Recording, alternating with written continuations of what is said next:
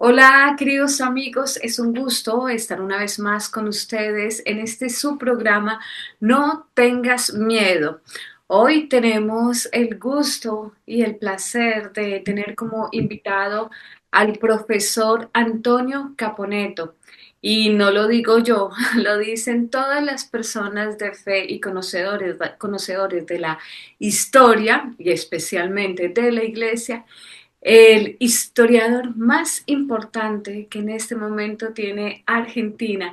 Así que es un gusto para nosotros tenerlo aquí como invitado. Gracias, Antonio, por estar aquí.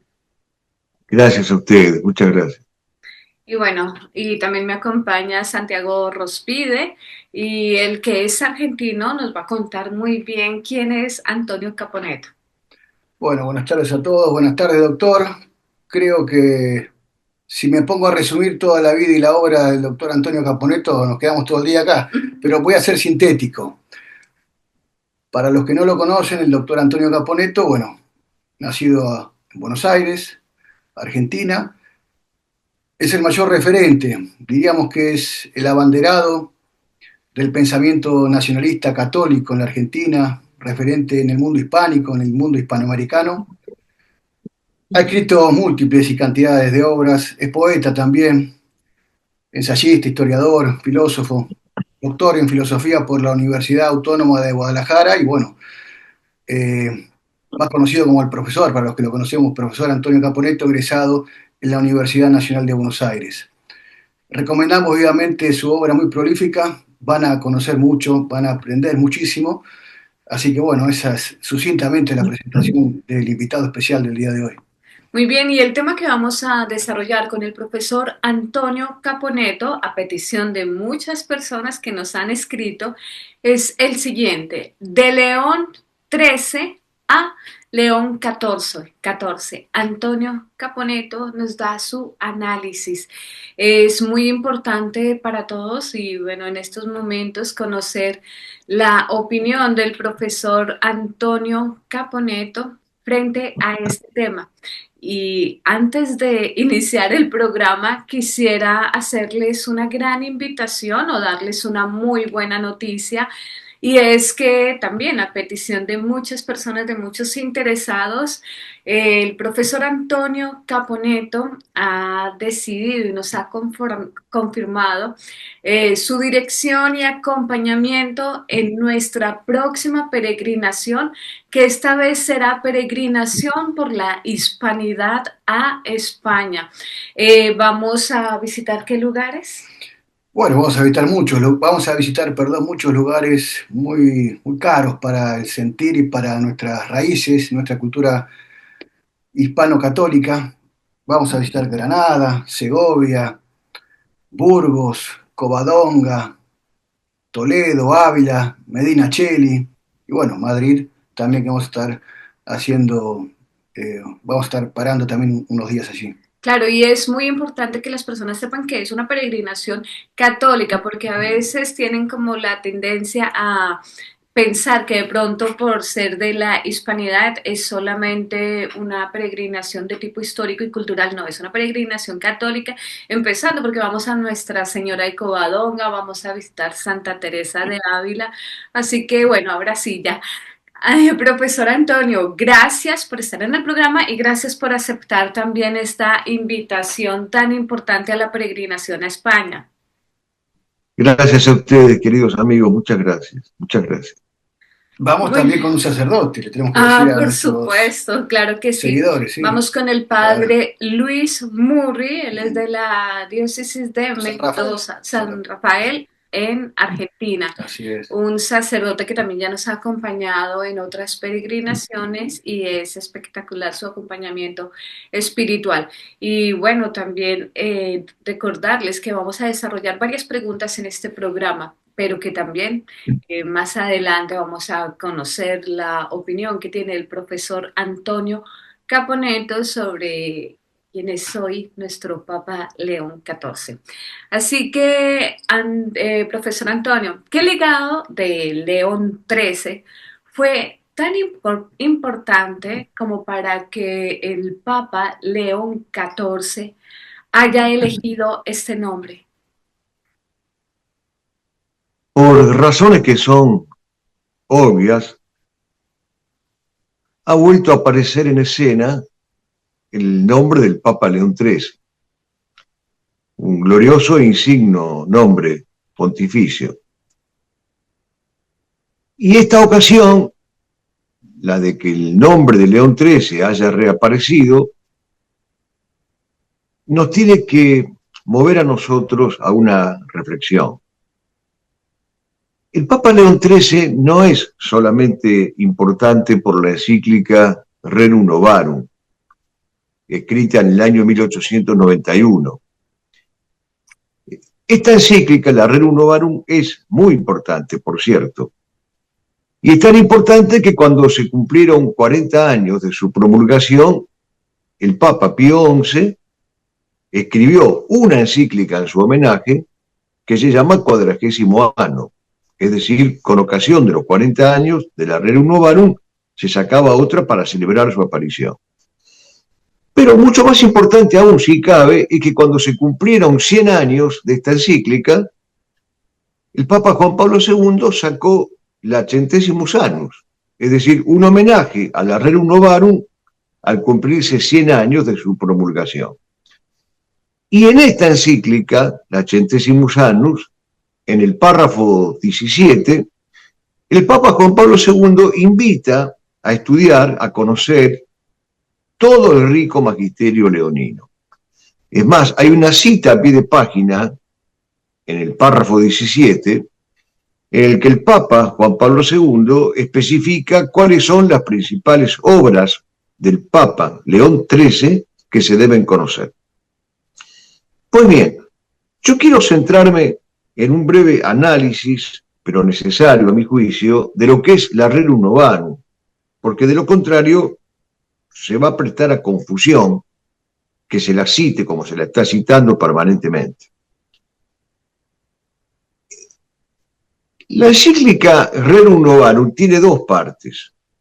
En la primera se hace un diagnóstico de los males socioeconómicos, espirituales, culturales que se está viviendo en aquel contexto, 1891. Y claramente se responsabiliza de esos males, por un lado el capitalismo liberal y por otro lado el materialismo socialista. Y a ambos grupúsculos se los descalifica diciendo que está formado por hombres turbulentos y maliciosos que pervierten el juicio de la verdad y mueven a sedición a la multitud. Pero en la segunda parte de esta encíclica se habla de los remedios que la Iglesia ofrece para solucionar y para combatir los dos males anteriormente citados. Y es aquí en esta segunda parte donde, superando el diagnóstico necesario y legítimo de los males que entonces sucedían y que siguen sucediendo, porque son males que tienen una tristísima vigencia, pero en la segunda parte se ofrece el remedio a estos males. Y este remedio es nada más y nada menos que una cosmovisión católica de la política, una cosmovisión católica del orden social. Aquí el Papa habla de la necesidad de restablecer los cuerpos intermedios, el principio de subsidiariedad, la justicia distributiva, el salario justo, la concordia social, el equilibrio entre capital y trabajo, pero en un momento determinado el Papa León XIII dice que existe un concepto católico de la vida y de las riquezas que debemos recuperar. Y aquí es donde yo quisiera poner el énfasis, porque el Papa León XIII aclara: es necesario poner los ojos del alma en la otra vida que no ha de tener fin. Vida que si se quita, se destruye el verdadero concepto del bien. Dios no creó el hombre para las cosas perecederas o caducas, sino para las celestiales y eternas. Lo que más debe importarnos es la bienaventuranza eterna. Caminar sobre las ensangrentadas huellas de Jesucristo. Si somos capaces de sufrir con Cristo, seremos capaces de reinar con Cristo. Es sumamente importante este párrafo, porque nos da de la Rerum Novarum una visión que hoy no se está dando. La Rerum Novarum no es solamente un remedio para problemas sociales y económicos, también es eso, y en buena hora sea eso. Pero no nos quedemos solamente en una mirada naturalista o sociológica o imanentista de esta gran encíclica. Mi temor, y me anticipo a decirlo porque me parece fundamental, es el temor del reduccionismo. ¿Qué quiero decir con esto? No se puede reducir el magisterio leonino a la Rerum Novarum. Como lamentablemente parece que hoy se quiere reducir todo el magisterio leonino a la Rerum Novarum. No se puede. No se puede reducir la Rerum Novarum a la defensa de la dignidad humana del trabajador. No se puede reducir el concepto de dignidad humana al ejercicio de los derechos humanos, porque entonces caemos otra vez en la dignitas infinita de Bergoglio. No podemos ir reduccionismo tras reduccionismo hasta transmitir el mensaje de que la Rerum Novarum sería una encíclica aplicable a la revolución industrial y a los males que causó y a los males de una supuesta nueva revolución industrial, males que tendría como eje principal este predominio insano de la inteligencia artificial. Yo veo que acá hay un encadenamiento de reduccionismos y que el Papa León XIV tendría que disipar esta confusión, tendría que aclarar este concepto y tendría que hacer muchísimo hincapié, porque ya, en primer lugar, los medios masivos empezaron por escamotear el origen de su nombre, diciendo que no se lo ponía por continuidad con León XIII, sino por un hermano, León, amigo de San Francisco de Asís. Cuando el cardenal Prevost decide ponerse León XIV, aclarando que lo hace en continuidad con el Papa León XIII, indudablemente está llevando a cabo una osadía, diría Anacleto González Flores. Anacleto dice: la Iglesia vive y se nutre de osadías. Es ciertamente una jubilosa osadía haberse atrevido, haber osado a retomar una figura preconciliar y a rehabilitar y reivindicar la del Papa León XIII. Pero atención, porque si bien eso está bien, no me parece que siga estando bien incurrir de manera tácita o explícita en esta cantidad de reductivismo que se van concatenando. El Papa León XIII es el Papa de la Rerum Novarum, pero no podemos reducir el magisterio leonino a la Rerum Novarum. No se puede reducir la Rerum Novarum a la defensa de la dignidad humana del trabajador. No se puede reducir el concepto de dignidad humana a un bienestar económico. Y no se puede reducir la Rerum Novarum como un mensaje que se aplica a una supuesta revolución industrial, porque lo que estamos viviendo hoy no es la tercera revolución industrial o la segunda o la cuarta, es la revolución del anticristo. Y entonces el problema principal no es el de la inteligencia artificial, por más que sea un problema necesario de ser señalado y destacado. El problema principal de esta revolución del anticristo es el destronamiento del logo por antonomasia, que es Cristo, y la sustitución del logos divino por la parodia del logos, el logos paródico satánico, que sería la inteligencia artificial. Por lo tanto, lo que yo quiero decir, en pocas palabras, o en las menos palabras que pueda utilizar para ser sintético, es que celebro la actualización del magisterio de León XIII y que haya reaparecido en el horizonte del magisterio de la Iglesia, porque, seamos honestos, la mayoría de la gente cuando escuchó el nombre no tenía la menor idea de quién era el Papa León XIII, incluyendo o empezando por los sedicentes periodistas cultos, que de cultos no tienen nada y que carecían de toda idea acerca de quién ha sido, de quién fue el Papa León XIII. Entonces, esto es lo primero que yo quiero aclarar. Pero hay algo más, si me permiten, abusando de la paciencia de ustedes. El Papa León XIII, lo hemos dicho recién, es autor de un rico magisterio al que hay que acudir para nutrirse. Pero sería interesante señalar la existencia, por ejemplo, de la Inscrutabili Dei, que es una encíclica del Papa León XIII que él escribió en defensa de la integridad de la fe y de la Iglesia, que bien vendría hoy que se mencionara esta encíclica, que bien vendría que la mencionara el Papa. Es autor también de la Quod Apostolici Muneris, es decir, una encíclica contra el socialismo y el comunismo, de la Arcanum Divina Sapiencia, a favor del matrimonio cristiano, definido como la unión ante Dios de uno con una y para siempre. Es autor de la Diuturnum Illus, sobre el origen del poder. El poder tiene su origen en Dios y no en la masa. Es autor de una epístola llamada Cum Multa Sin, del año 1882, en donde pide la concordia entre los españoles sobre la base de la unión en la verdad.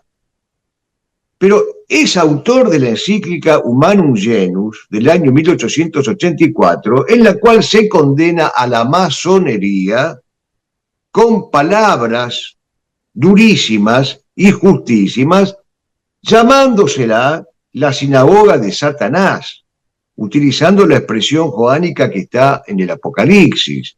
Sobre esta encíclica valdría la pena volver.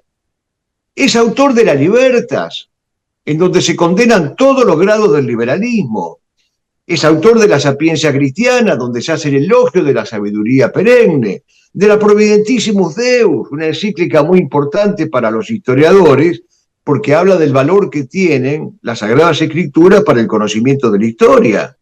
Y también para los historiadores, el Papa León XIII ha escrito un documento especialísimo, Saepe Numeros Considerantes, en donde, retomando el magisterio de Cicerón, el magisterio clásico, dice: la primera ley de la historia es no atreverse a mentir, la segunda, no tener miedo de decir la verdad. Estos dos documentos, la Saepe Numeros Considerantes y el texto de la Providentissimus Deus, son dos obras capitales para quien se dedique a la historia, para quien abrace el oficio de historiador y al mismo tiempo quiera dar su testimonio de católico. Y es autor también de la Graves de Comuni, en donde repudia el concepto de la soberanía del pueblo y el de partidocracia o partitocracia.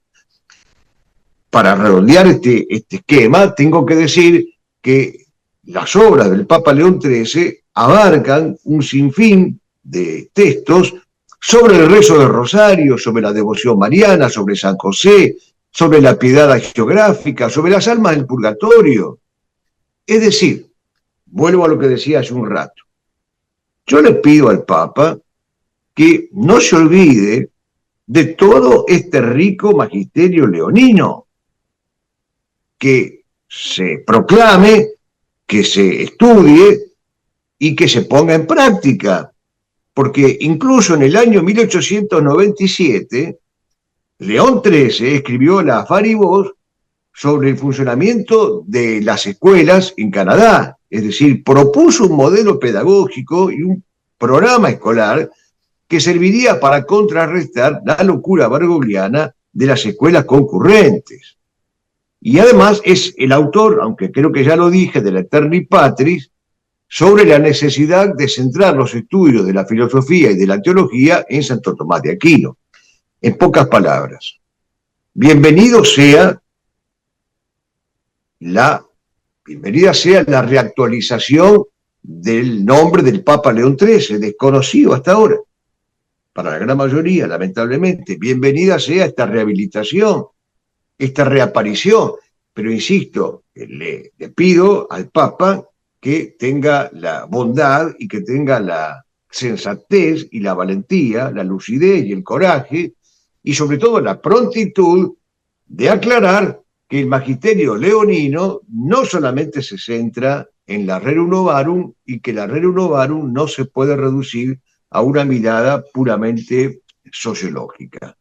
Disculpen que haya abusado de este tiempo para responder esta primera cuestión, pero me parece que si esto no se aclara, es muy difícil seguir adelante. Claro.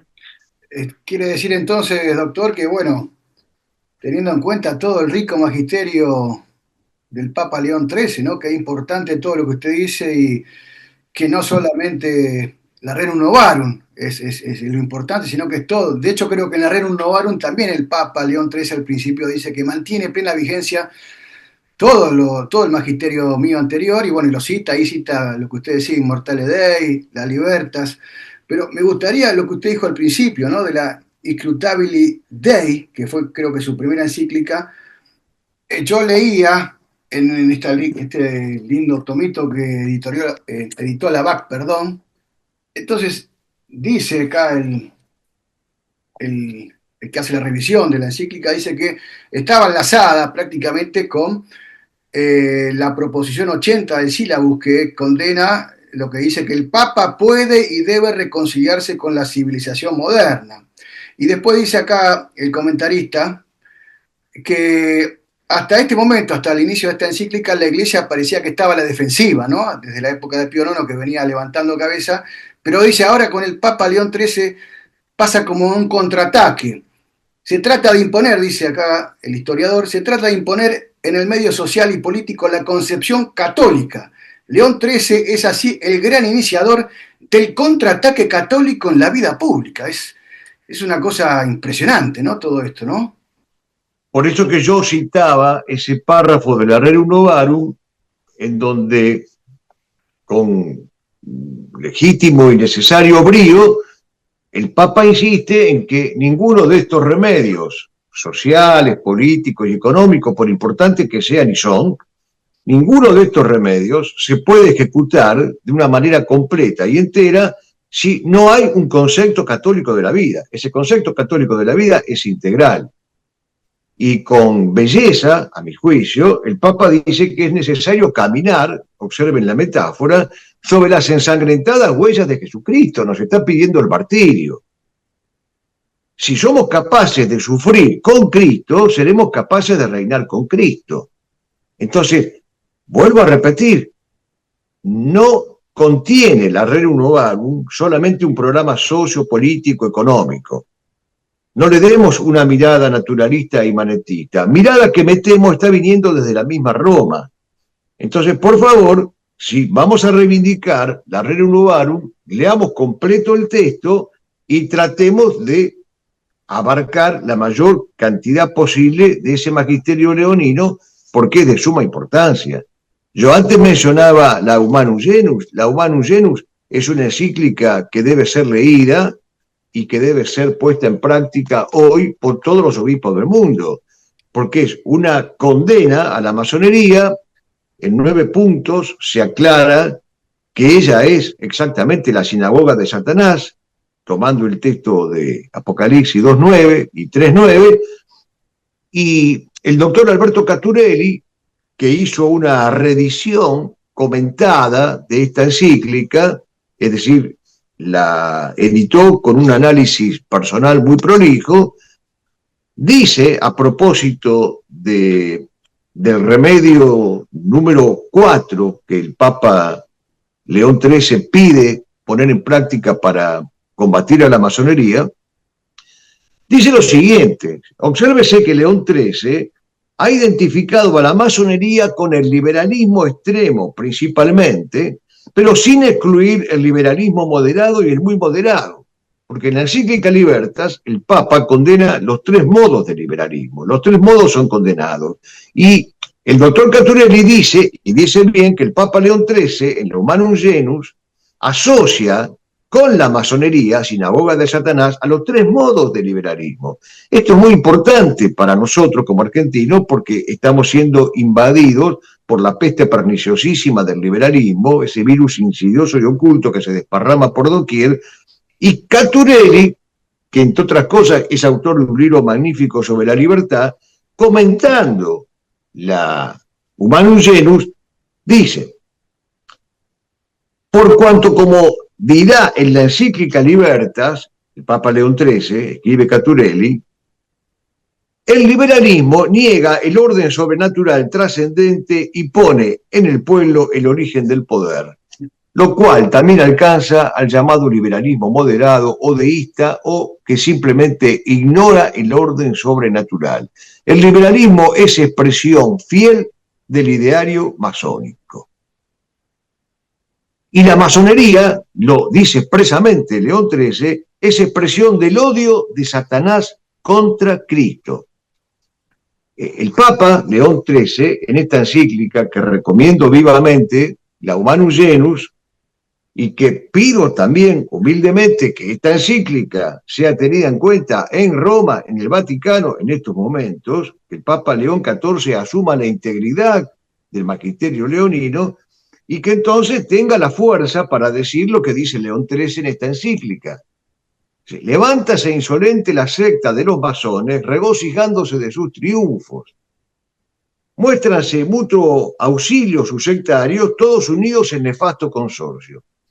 Tan fiero asalto pide igual defensa, y es, a saber, que todos los buenos se unan en coalición de obras y oraciones para que los errores al fin abran paso a la verdad y los vicios a la virtud. Acá hay un programa pontificio y hay un programa cosmovisional católico que debe ser expresado y debe ser manifestado, porque de lo contrario el nombre de León XIV queda vaciado de su sentido y pasa a ser nada más que una decoración nominativa. No puede ser así. Acá debe cumplirse aquello que hemos citado hasta el hartazgo de Leopoldo Marechal. Mira que al dar un nombre se recibe un destino. Pues bien, el nombre lo ha elegido él libremente. Sí. Si el nombre lo ha elegido él libremente y ha dicho en buena hora que es por León XIII, pues aquí está el magisterio de León XIII. Es el que acabamos de sintetizar como mejor pudimos. Pero ese magisterio incluye la condena al liberalismo, la condena a la masonería y la condena a la sinagoga de Satanás. Empezando por lo que, siendo partes de este diabolismo, de este luciferismo, están instalados en la misma Roma. Porque aquello de que el humo de Satanás ha entrado en el templo de Dios, lo sabemos todos. Pero lo que no se dice habitualmente es que nadie ha dicho hasta ahora de manera formal que ese humo de Satanás se retiró o que alguien le cerró la puerta y no lo dejó entrar más. Eso no es un detalle menor. Así que yo pido humildemente que el magisterio leonino sea estudiado y conocido en su integridad y que esta fórmula que el Papa León XIII adoptó en Humanum Genus sea una fórmula que rija nuestras vidas actualmente. El Papa dice, lo reitero, que todos los buenos se unan en coalición de obras y oraciones. Sí, doctor, necesitamos unir nuestras obras y nuestras oraciones contra los enemigos. Profesor, me queda una duda también. Usted nos habla en la anterior explicación, nos dice, nos informa que no estamos viviendo una revolución industrial, sino que estamos viviendo la revolución del anticristo.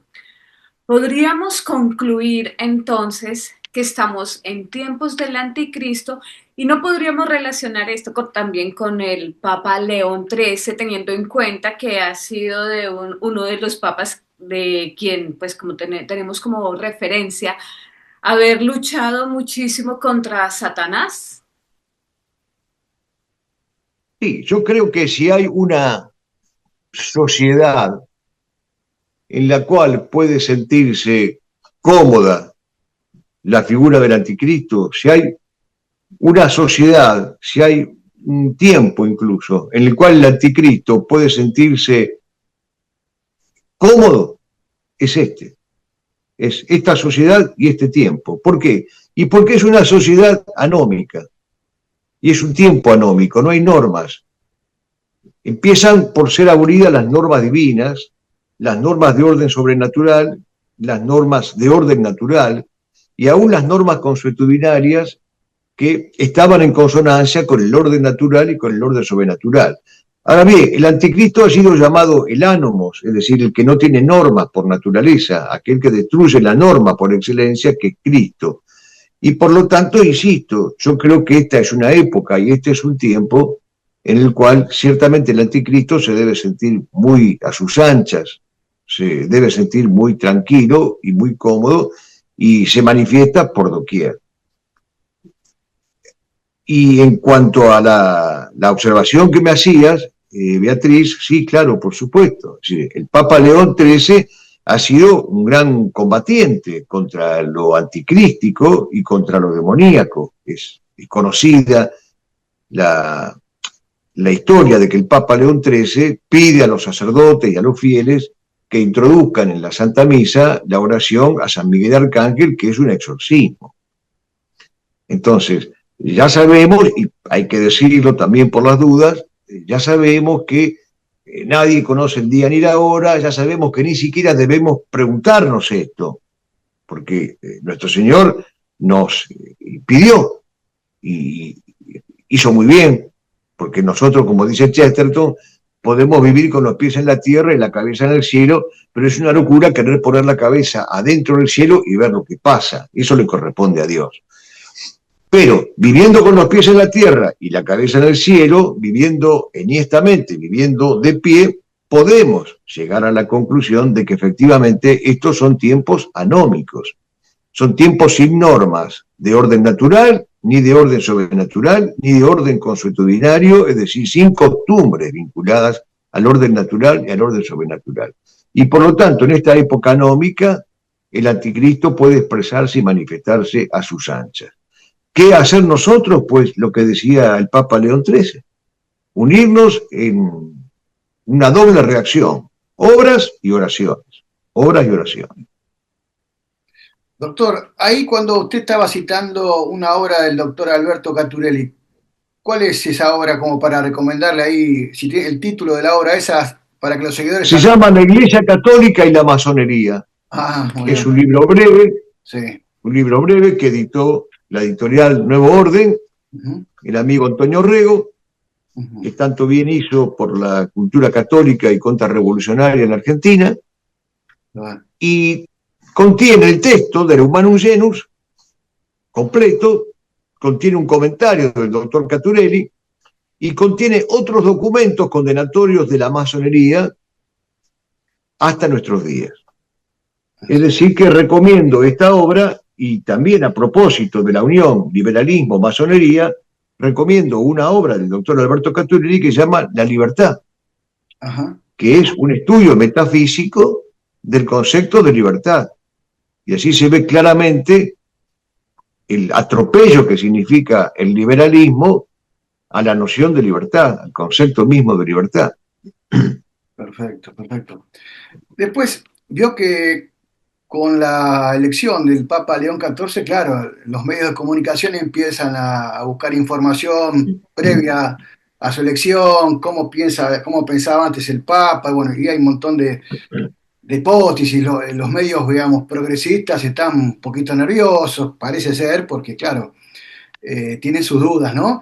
Pero se ha visto y ha corrido una fotografía del Papa cuando era prior de la Orden de San Agustín, que está visitando con un grupo juvenil, creo que de colegios pertenecientes a la Orden de San Agustín, está en el Valle de los Caídos, ¿sí?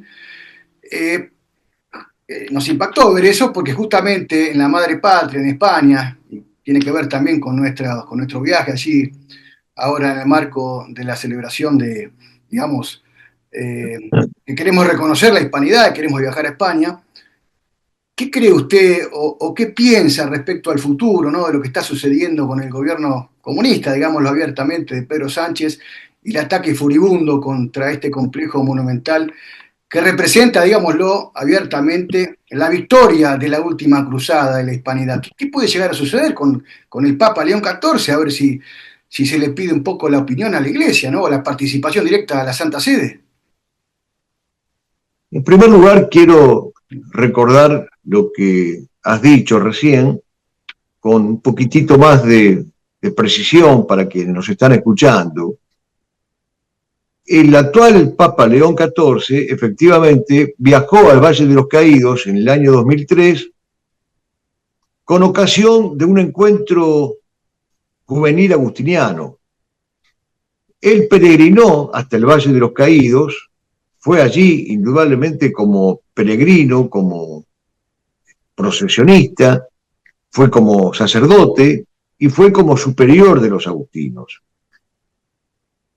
y por supuesto fue con plena conciencia de lo que significa el Valle de los Caídos, que es principalmente un monumento cristocéntrico, es un monumento a la cruz de Cristo, es un monumento que ha puesto en piedra aquello que enseñó nuestro Señor. Si yo fuere levantado sobre lo alto, atraeré a todos sobre mí. Esto es muy importante que lo haya hecho el actual pontífice, aunque han pasado ya más de 20 años, pero es muy importante porque legitima el clamor y el reclamo de los españoles y de los hispanistas y de todos los católicos bien nacidos del mundo, legitima el reclamo de la preservación del Valle de los Caídos en su doble sentido, religioso e histórico, sacro, espiritual, sobrenatural, pero también político. No tengamos miedo de la palabra, porque precisamente hay un concepto católico de la política, y ese concepto católico de la política está expresado en el Valle de los Caídos, porque es Cristo Rey enseñoreándose sobre todo el cuerpo social, como pide el Papa Pío XI en las Quas Primas. Y hay algo más que yo quisiera decir al respecto. Como señal de aleccionamiento y también de esperanza. En la cruz pectoral hay unas reliquias, en la cruz pectoral del Papa León XIV, hay unas reliquias. Se han citado mucho las de San Agustín, las de Santa Mónica, pero son menos conocidas las otras reliquias que aparecen en la cruz pectoral de León XIV. Aparece una reliquia de Santo Tomás de Villanueva, que fue un arzobispo valeroso de Valencia de los siglos XV y XVI, otra ligazón con España. Pero aparece una reliquia del beato Anselmo Polanco, que ha sido un obispo extraordinario que murió martirizado por los rojos. Esta es una historia que valdría la pena contar aparte. Yo alguna vez, hace también años, le dediqué unos versos en mi libro Campanas de Tierra y Cielo a Monseñor Anselmo Polanco, que es beato y que murió mártir, torturado crudelísimamente y asesinado de un modo vil. Pero también, junto con la reliquia de Anselmo Polanco, que es otra referencia a la hispanidad que trae las reliquias en la cruz pectoral León XIV, están las reliquias del venerable Giuseppe Bartolomeo Menocchio. ¿Y quién fue este hombre tan desconocido como el Papa León XIII? Cuando empezó a circular que el Papa León XIV tenía esto en la cruz pectoral, esta reliquia. El venerable Giuseppe Bartolomeo Menocchio fue sacristán papal desde 1800, fue sacristán de Pío VII, enfrentó el despotismo napoleónico y fue el único obispo que no quiso jurar fidelidad a Napoleón. Entonces, si pensamos las cosas rectamente, en las reliquias de la cruz pectoral de León XIV hay un manifiesto.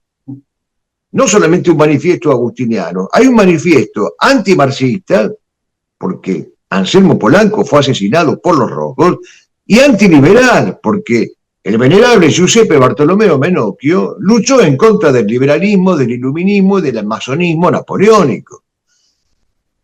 Entonces, esto también tiene que ser para nosotros un llamado a la esperanza. Así como yo decía recién, se ha puesto en vano el nombre de León XIV, porque está bien, no se puede tomar en vano el nombre de Dios, pero tampoco se puede tomar en vano el nombre de un pontífice, que se supone ha sido vicario de Cristo. Entonces, ¿se ha puesto el nombre de León XIV por azar, por casualidad? Esperemos que no. Si no se lo ha puesto por casualidad, si no se lo ha puesto por azar, pues entonces tiene que con urgencia poner en marcha todo un proceso de actualización del magisterio leonino, de puesta en práctica, porque no hay tiempo. Esto urge acabar con tantos años de confusión, de ambigüedad y de apostasía. Y me pregunto retóricamente, ¿las reliquias que están en la cruz pectoral están puestas también al azar?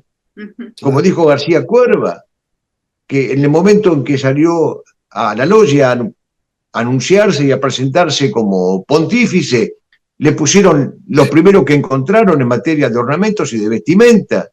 Pero se puede ser tan imbécil, sí, se puede ser tan imbécil. Y para eso están los obispos argentinos. No será, Para no decir que en será, aquel momento, cuando sale claro, al palco, a la logia, al balcón, le pusieron lo primero que encontraron y la aceptó. Entonces, también le dijeron, póngase León XIV. Pero ¿cómo es esto? Por algo se puso León XIV, pero lo tiene que demostrar. Y hay urgencia, es perentorio que lo demuestre. Porque si no la confusión crece y aumenta. Las reliquias que llevan la cruz pectoral están puestas al azar. O él elige colocarse esas reliquias. Si las elige como creemos, pues entonces que el mundo entero conozca quién fue el beato Anselmo Polanco. Y que el mundo entero conozca quién fue el venerable Giuseppe Bartolomeo Menocchio. Y qué significa llevar en la cruz pectoral unas reliquias en donde se está homenajeando no solamente a San Agustín y a Santa Mónica, sino a una víctima de los rojos y a una víctima de los liberales, porque Menocchio fue perseguido por las fuerzas napoleónicas. o Y es sea, un hombre que muere en fidelidad. esto sería no solo un acto de osadía, como diría Anacleto González Flores, sino que todo un signo y un símbolo, ¿no? Y una dirección, porque no se las habrá puesto, digamos, no se habrá puesto esa cruz con esas reliquias tan así porque sí, como dice usted, que se las dieron y no, no, claro que no, no. Yo creo que el Papa ha tenido libertad para pensar y para decidir qué reliquia se ponía en la cruz pectoral. Y no quiero hacer comparaciones porque tampoco sé si sirven, pero indudablemente el criterio comparativo es un criterio válido. Y el criterio comparativo nos enseña en este caso que la cruz pectoral que llevaba Bergoglio era realmente una demencia más de lo que fue un pontificado o una gestión demencial, y que prácticamente eran dos palitos atados con un piolín, es decir, era también una burla a la Santa Cruz, ¿no? Este hombre ha decidido llevar esto y yo creo que esto hay que destacarlo. Claro. Pero esto lo tiene que decir él, es decir, él tiene que ser el que diga, y no nosotros los que inferimos. Él tiene que salir a la palestra y decir, yo lo que estoy queriendo decir con la cruz pectoral que está sobre mi pecho es el siguiente mensaje. Mensaje que tiene vigencia y actualidad y urgencia. Lo tiene que decir él, no yo o nosotros. Claro. Mucha gente lo juzga por haber hablado de sinodalidad. Sin embargo, en las últimas homilías que ha tenido, los discursos que ha hecho, habla de unidad y una unidad basada en Cristo. Entonces, esto también como que nos da una esperanza, ¿no? Yo creo que lamentablemente, mientras siga usando, como está usando, términos como iglesia sinodal o iglesia conciliar, mientras siga utilizando esos términos, que los sigue utilizando lamentablemente, la perplejidad seguirá creciendo, irá en aumento, y lo que es peor, la confusión. La confusión. Y al mismo tiempo creo que es verdad que él habla de la unidad en Cristo, porque lo ha dicho, pero ha hablado varias veces, aunque todo es reciente, de la unidad en el amor, la unidad en el amor. Ahora, cuando se habla de la unidad de la Iglesia, no se puede hablar de la unidad dejando de lado la verdad. Porque él, como buen agustino, tiene que saber que en la epístola 105, San Agustín dice, Dios ha colocado la doctrina de la verdad en la cátedra de la unidad. Entonces también necesitamos que él diga esto. Porque sin verdad no hay unidad posible para un católico. Y la verdad se llama Cristo. La verdad es Cristo. Pero insisto, estas cosas hay que explicitarlas. Porque de lo contrario, parecería que a esa unidad cada uno aporta su propia concepción del amor, que de hecho también lamentablemente ha sido dicho. Cuando se habla del don de la paz, León XIV aclara, para nosotros ese don de la paz es Cristo. Pero Hay otros dones que se pueden aportar a esa paz o a esa unidad en la paz o en el amor. Bueno, ahí es donde entra el problema del ecumenismo, del sincretismo, del irenismo y de los peligros del diálogo interreligioso.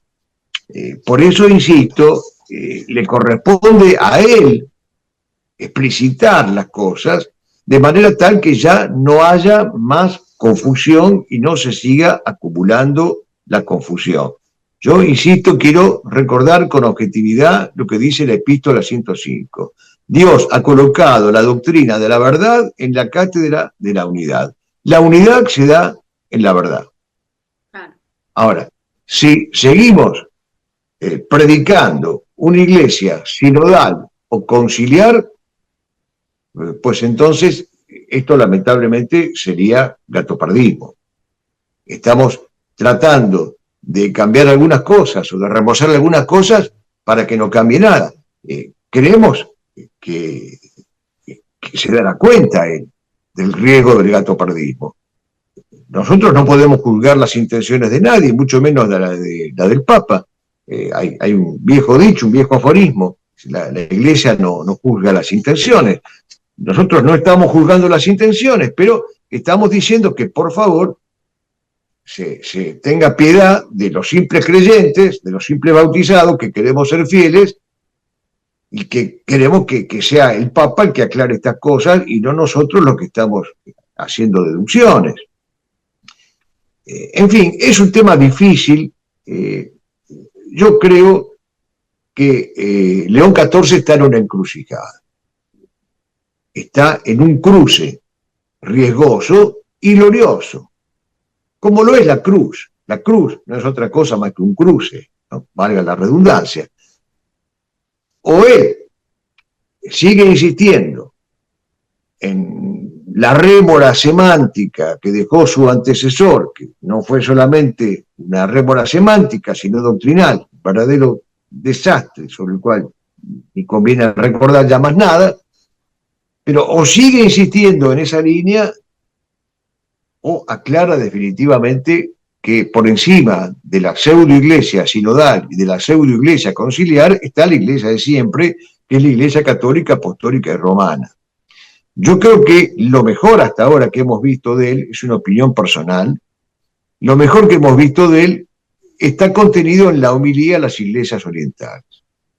Y lo peor, a mi juicio, está en la homilía, en la Sala Clementina, que fue el 19 de este mes, en donde volvió sobre el tema del ecumenismo, el diálogo interreligioso, la Fratelli Tutti, la sinodalidad, el documento de Abu Dhabi, el diálogo judeo-cristiano, Nostra Aetate, etcétera, etcétera, etcétera. Y se mencionó al Concilio de Nicea, del cual se cumplen 1700 años, se le permitió al señor Tucho que expusiera sobre el Concilio de Nicea. Tan luego, un personaje como Tucho, salido de lo más bajo de lo que es la manifestación homunúncula, verdaderamente es un sujeto despreciable. Se le permitió que hablara del Concilio de Nicea como si tuviera autoridad intelectual y moral para hacerlo. Pero lo que no se dice es que el Concilio de Nicea condena al arrianismo. Claro. Lo que no se ha mencionado hasta ahora es la figura de San Atanasio y la herejía arriana con la vigencia que sostiene.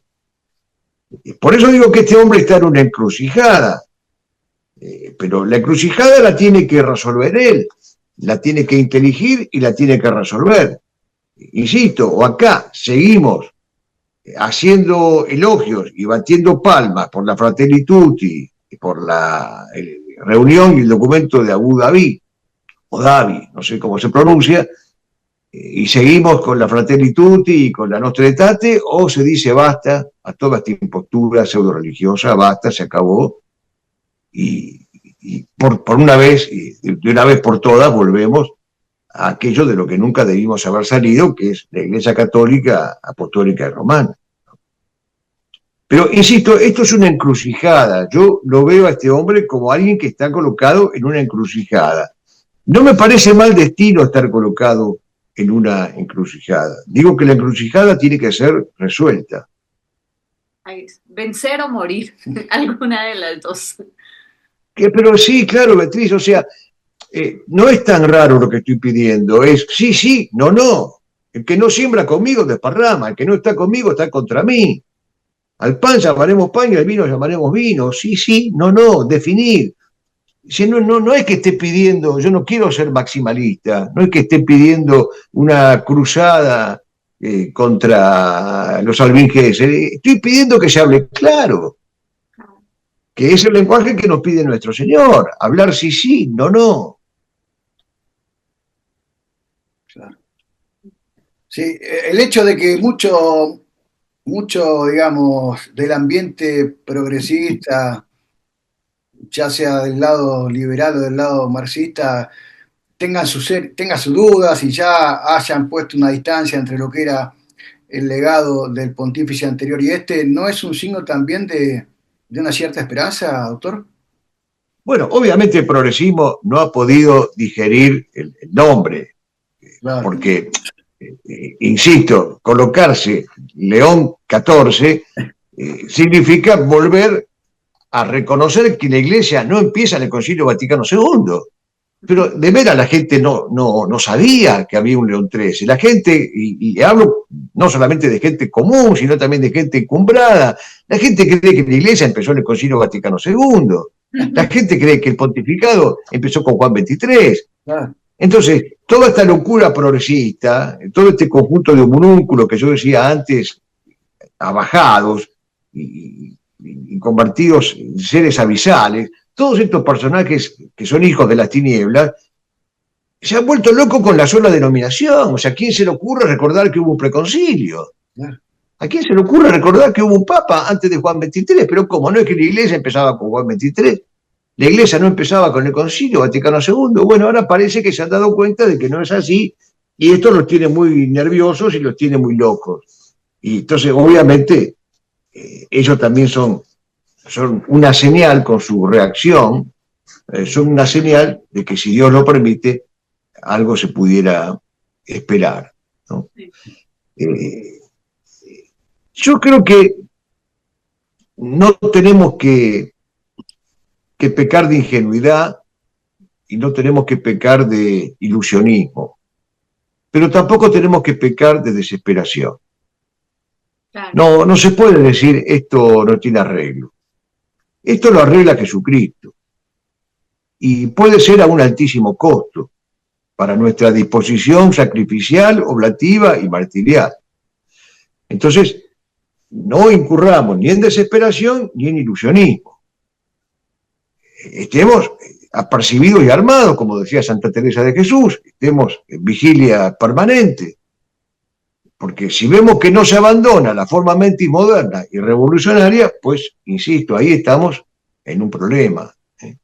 Ahora, la Iglesia meretriz que estamos padeciendo debe volver a ser merecedora de ser llamada esposa mía, amada mía. Pero vuelvo a repetir, no pequemos de olvidadizos. Bergoglio dejó una Iglesia en situación de apostasía. Y esto tiene que ser revertido si es que hay voluntad y empeño. Ni tampoco pequemos contra la promesa del Señor, porque hay una promesa del Señor que dice, está en Lucas 22:32, yo rezaré por ti para que no desfallezca tu fe.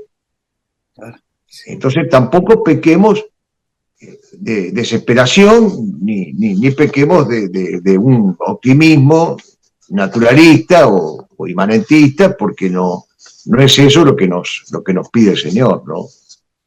Parece que por ese lado tendríamos que mejorar nuestra percepción, o pulirla más, o definirla más. Doctor, retomando el tema de España, nos gustaría saber qué representaría para usted participar de esta peregrinación por la hispanidad a España. ¿Qué representa para usted? Y pues es un honor para mí, que les agradezco, y es un verdadero orgullo, porque la hispanidad no es una cuestión racial o étnica. La hispanidad es uno de los nombres de Cristo. Se ha dicho bien cuando se dijo que Cristo tenía tres amores y que en el momento del Calvario, del Gólgota, de la muerte, esos amores se los confía a sus tres discípulos predilectos. A Juan le dejó su madre, a Pedro le dejó la iglesia y a Santiago le dejó España. Entonces, la hispanidad es, como diría Fray Luis de León, uno de los nombres de Cristo. La hispanidad es sinónimo de cristiandad. La hispanidad es sinónimo de medievalidad imperial, católica y cristocéntrica. Eso es la hispanidad. Por eso creo que queda muy bien definida la hispanidad en aquellos versos de José María Pemán, cuando hay que descubrir un nuevo mundo, o hay que domar al moro, o hay que medir el cinturón de oro del Ecuador, o alzar sobre el profundo espanto del error negro que pesa sobre la cristiandad el pensamiento que es claridad en Trento y es amor en Teresa, cuando hay que consumar la maravilla de alguna nueva hazaña, los ángeles que están junto a su silla miran a Dios y piensan en España. Esto es España para nosotros, esto es la hispanidad para nosotros, y por eso nos alegra tanto que se pueda llevar a cabo esta peregrinación y que nosotros podamos peregrinar en pos de algunos de los lugares más significativos que tiene esta España que tanto amamos y por la cual tanto sufrimos. Y qué orgullo, ¿no? Y qué honor vamos a tener porque es un año muy especial, porque se cumplen 50 años de la muerte del caudillo, del generalísimo de los ejércitos de tierra, de mar y de aire, que justamente restauró todo lo que usted acaba de decir de lo que representa la hispanidad, ¿no, doctor? Qué importante. Por supuesto, quisiéramos poder llegarnos, siquiera simbólicamente, porque no sabemos con qué panorama nos podremos encontrar, ante el Valle de los Caídos y manifestar allí nuestro tributo, nuestro homenaje, nuestro saludo y nuestra gratitud al generalísimo Francisco Franco. Por cierto que sí. Ojalá, y ojalá. lo mismo si vamos...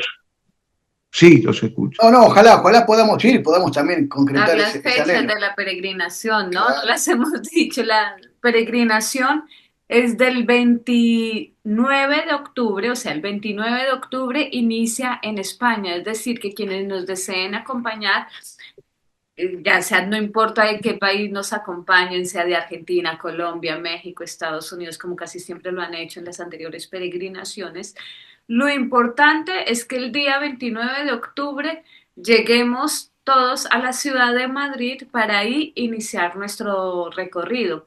Y de ahí, bueno, serán 7 noches, es una peregrinación corta, pero muy, muy enriquecedora. Entonces, es una invitación para que nos acompañen y quienes estén interesados en participar en esta peregrinación se deben comunicar al número de WhatsApp, número más 57 310 231 85 44.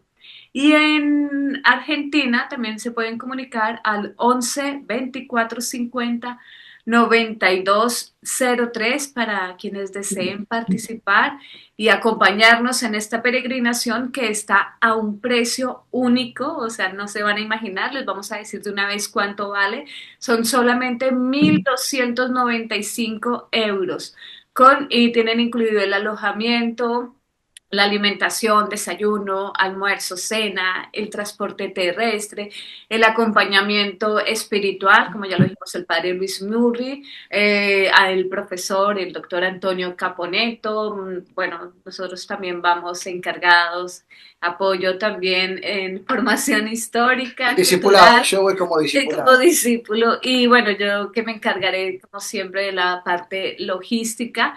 Son pocos cupos, así que no dejen para lo último, inscríbanse con anticipación porque los cupos se suelen terminar rapidísimo. Hay que dejarlo en la descripción. Claro, en la descripción del video está toda la información. Pero, doctor Antonio Caponeto, ¿usted nos puede explicar ¿Por qué ha elegido estos lugares que vamos a visitar? Bueno, cada lugar tiene su significación específica y es difícil hacer una síntesis, pero Granada, por ejemplo, tiene una historia épica y lírica con las tumbas de Isabel y de Fernando, que reconquistaron la ciudad para Cristo de manos del infiel. También Granada tiene la memoria de Fray Hernando de Talavera, que fue el confesor de Isabel la Católica y que es un hombre de una vida ejemplar, precisamente por la cual, por esa vida ejemplar, la reina decidió que fuera su confesor.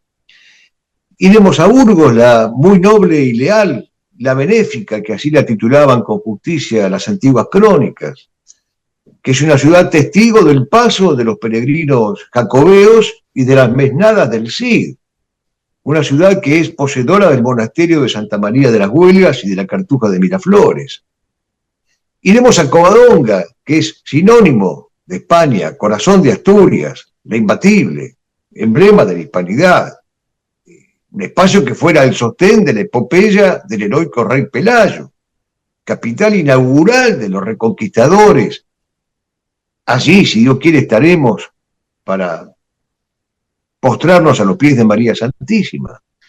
Segovia, una ciudad que está tendida señorialmente bajo las cimas del Guadarrama. Allí pasó Álvar Fáñez, nada más y nada menos la mano derecha del Cid Campeador. Allí se albergó en su alcázar Alfonso el Sabio, y en la iglesia de San Miguel fue proclamada soberana Santa Isabel la Católica. Ávila, cuna de Santa Teresa de Jesús, solo Dios basta.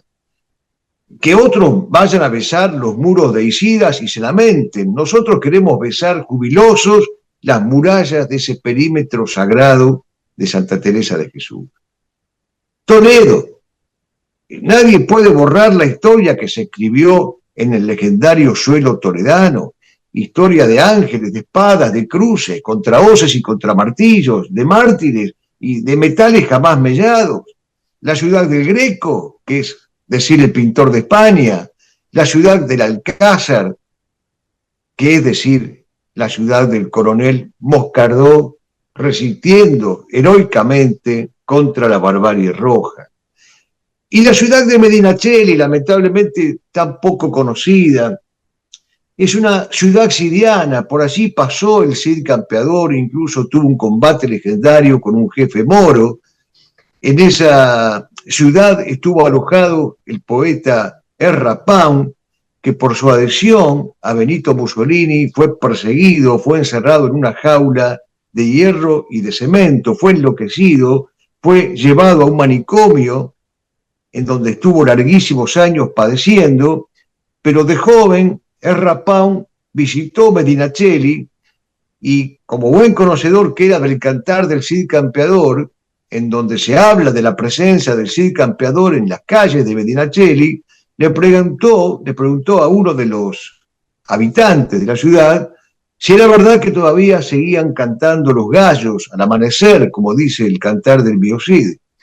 Y pues bien, este hombre sencillo, habitante del suelo de Medinaceli, le dijo sí, todavía cantan los gallos al amanecer. En un rincón de Medinaceli hay una placa que recuerda el paso de Erra Pound y una expresión muy noble que dice, todavía siguen cantando los gallos al amanecer.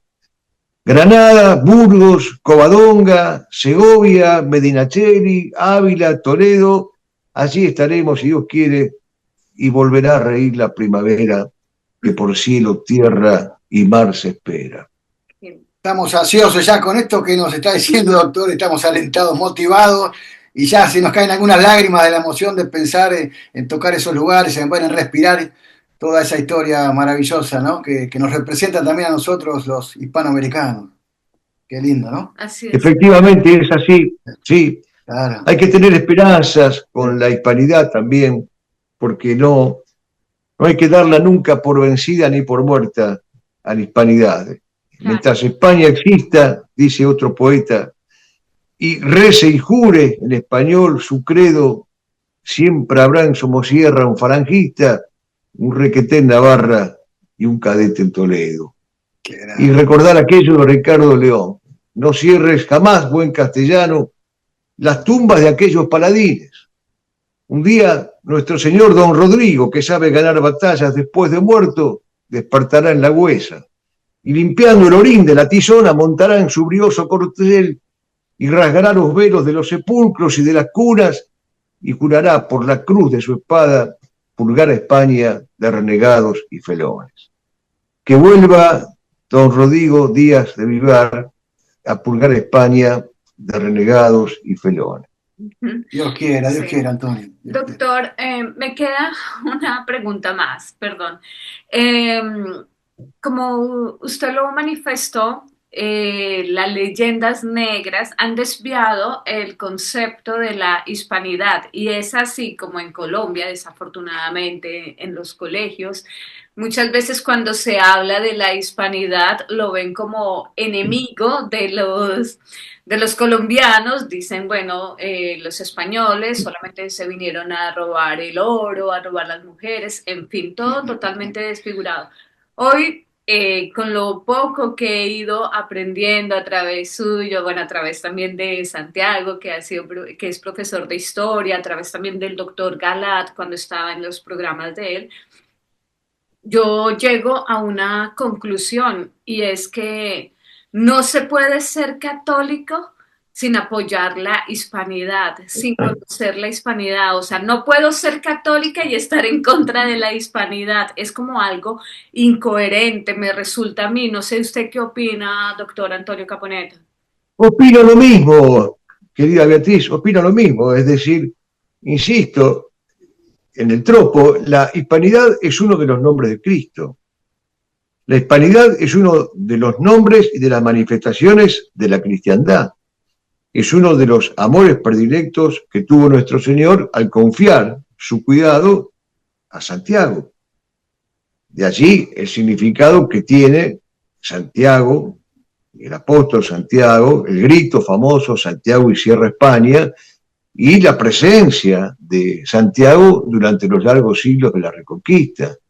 La hispanidad no se entiende si no es precisamente en clave de cristiandad, porque si la hispanidad deja de entenderse en clave de cristiandad y de catolicidad, pues entonces estamos nada más que ante una cuestión puramente étnica o geográfica o hemisférica o geopolítica. La hispanidad es un espíritu. Agustín Basabe dice, la hispanidad no puede desaparecer por ser un espíritu, y no solamente una raza o un territorio. Más aún, dice, aunque desapareciera la raza o el territorio, la hispanidad seguiría existiendo. Porque precisamente es un espíritu que está más allá de lo físico, más allá de lo orgánico, de la materia. A nosotros tiene que importarnos mucho conocer a la hispanidad sin leyendas negras, porque la hispanidad sin leyendas negras es nuestra madre, ejerce sobre nosotros el mismo influjo benéfico que la maternidad. Así es, así. Cuando José Antonio, sí, perdón, Santiago. No, sí, siga, doctor, sí. Cuando José Antonio. Cuando José Antonio tiene que defender a la hispanidad que tanto amaba, él dice, la hispanidad no es la tierra como agregado de unas cuantas fincas, ni el soporte de unos intereses agrarios para regatear las asambleas. No, dice, España es la tierra como depositaria de valores eternos, la austeridad en las costumbres, el sentido religioso de la vida, el habla y el silencio, la solidaridad entre los antepasados y los descendientes. Y es entonces cuando José Antonio se emociona y piensa en Castilla como epítome de esa hispanidad. Castilla es la tierra absoluta bajo el cielo absoluto. El cielo tan azul, tan sin celajes, tan sin verdes de frondas terrenas que se diría blanco de tan azul. Y efectivamente, como decía el padre Castañeda, nosotros por Castilla somos gente. No se equivocaba Manuel Gálvez en El Solar de la Raza cuando dice que Castilla es la clave para la comprensión del alma hispana. Y Eugenio Montes, emocionado también frente a las glorias de Castilla, epítome de la hispanidad, repito, él imaginaba que Castilla era como eterno. Antes de la sirena del pámpano y la rosa, en el nombre del Padre que hizo toda cosa, fueron en el principio el silencio y Castilla. Así que a España no hay. Acá estaba justo, mire, arriba de mi escritorio tenía con el prólogo, y tenía Leyendas Negras, que creo que fue traducido también al inglés, ¿no? En Estados Unidos se vendió, tiene el prólogo de Miguel Ayuso, esto para los amigos de España que nos están mirando. Y Antonio, puede ser que se va a reeditar, El deber cristiano de lucha es una obra monumental también, que tiene Bueno, no sé, es un libro nada más. Pero, sí, me han dicho que sí, que lo van a reeditar los amigos de siempre, los Gristelli, así que si Dios permite, se va a reeditar. Muy bien. Y bueno, pues queridos amigos, no sabemos si esta oportunidad se vuelve a repetir, creo que no, porque no es fácil. Así que si ustedes tienen el tiempo, tienen el dinero y así no lo tengan, pueden optar por un crédito, como bueno, de otras opciones. Pero si tienen la oportunidad de participar en esta peregrinación, no lo piensen más, no lo duden, inscríbanse, aparten el cupo, porque no, vamos a disfrutar, o sea, no solamente de la belleza de estos lugares que vamos a visitar, sino además contar con la compañía del doctor Antonio Caponeto, que nos va a enriquecer con todas sus explicaciones desde la verdad, desde la historia real y no desde lo que podrían llegar a explicarnos cualquier otro guía. O sea que esta peregrinación que se realiza es única porque nadie la va a explicar mejor como la puede explicar nuestro queridísimo profesor y doctor Antonio Caponeto. Para que se escandalicen los timoratos, digamos que es una peregrinación elitista, digámoslo así. Es elitista. Bueno. Y yo creo que el año pasado fue una peregrinación que, entre otras gracias, permitió saber que todavía existe un pequeño rebaño que peregrina y que ese pequeño rebaño es una semilla y no es mal destino el destino de semilla, pues es el destino que nos pide nuestro Señor en el Evangelio, hacernos como semillas, hacernos como granos de mostaza. Así que me parece que vale la pena sumarse a ese pequeño rebaño que peregrina sobre lo que queda de la hispanidad y que seguirá quedando, si Dios lo permite. Muchas gracias, muchas gracias. Sí. Realmente agradecerle entonces que haya estado en este programa, bueno, de Beatriz. Así que... También Santiago tiene el canal, quienes deseen tener y seguirlo a él en el canal, se llama Historias Ocultas de la Historia, y lo pueden encontrar, suscribirse y van a aprender también más de historia. Así es, bueno.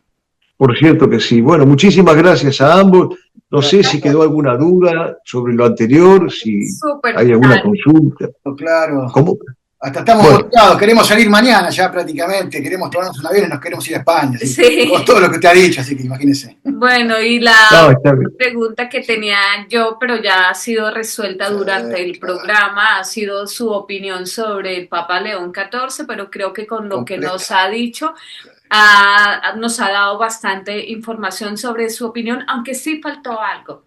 En algún momento, en una charla ya privada, me comentaba qué podíamos hacer nosotros como católicos, cómo orar para el Papa, y nos habló de una oración. ¿Nos puede explicar de ella para cerrar el programa? Sí, hay un texto en la primera carta de San Juan, Juan 5:16, que dice: si ves a tu hermano pecar, reza por él y le darás vida. Y hace unos años atrás, un religioso me hizo conocer un texto que yo desconocía de un maestro copto llamado Matá el Mezquín, Mateo el Pobre sería. Es un tratadito que se llama La oración por los demás, una grave responsabilidad. Y aquí se habla de una oración que tiene la categoría de sustitución vicaria. Es un misterio especial este de la sustitución vicaria. Es un misterio por el cual el creyente, el bautizado, puede ponerse en presencia de Dios con entera humildad, con total anonadamiento y pedir rezar por el otro, pero no por el bien del otro, sino en el lugar del otro, en el pellejo del otro.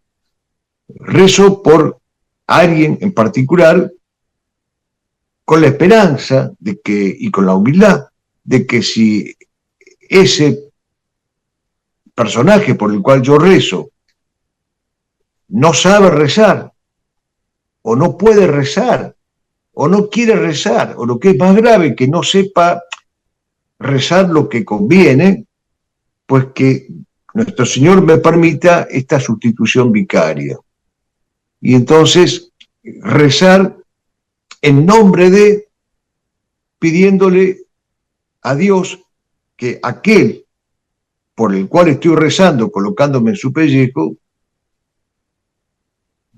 al rezar pida lo que realmente es necesario, es conveniente, es perentorio y es urgente. Y yo les comentaba esto a propósito de León XIV.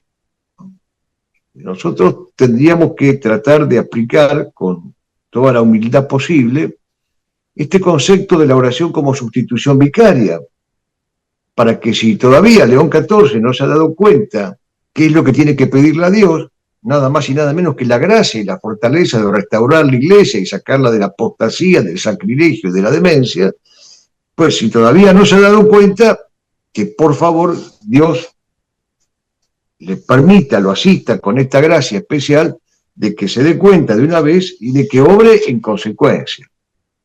Esto, rezar de este modo supone una particular confianza en Dios y un anonadamiento de nosotros mismos, porque nosotros, es verdad, no es falsa modestia.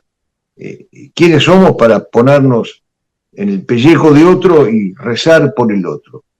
Somos nadie, bueno, pero con la gracia de Dios podíamos ser algo y pedir eso que nos parece recto, necesario y conveniente. Pedir la recuperación del papado y pedir la recuperación de la iglesia. Y pedir que se haga la voluntad de Dios. El padre Castellani, cuando era muy jovencito, escribió unos versos dedicados al papado, que son de una gran esperanza. El papado lo llama pirámide de luz de bases dobles, cuyo ápice se yergue hasta la gloria.